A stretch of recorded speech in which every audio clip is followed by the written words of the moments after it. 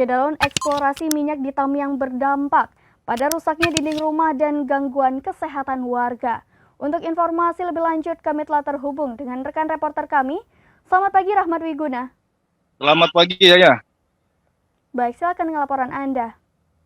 Baik, Assalamualaikum Saudara Lun, bisa dilaporkan dari Aceh Tamiang kalau terungkapnya dampak dari eksplorasi minyak ini setelah anggota DPRA dari Komisi 2 Asrijal Asnawi berkunjung ke lokasi yang berada di Kampung Dalam, Kecamatan Karangbaur, Aceh Tamiang pada Senin siang kemarin.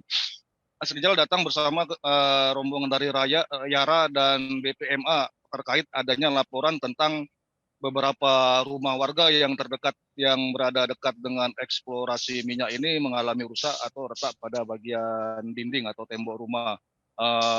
Keluhan lain yang dialami warga juga mereka mengalami sesak napas dan juga mual akibat dari aroma yang begitu menyengat yang dikeluarkan dari sumur minyak yang dilakukan pengerjaan oleh pihak Pertamina atau SKK Migas.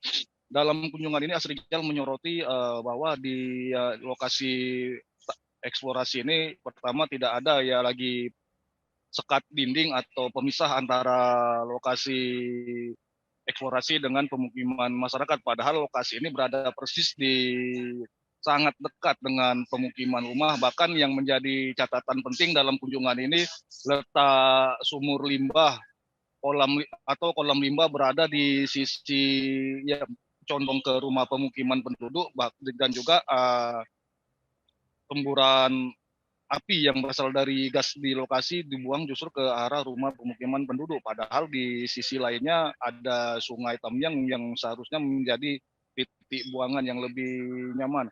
Yang menjadi sorotan kemudian juga keberadaan kolam limbah yang berukuran besar ini sangat rentan memakan korban karena dikhawatirkan anak-anak yang tertarik untuk mandi di dalam kolam itu bisa tenggelam mengingat lokasinya cukup dalam dan cukup lebar.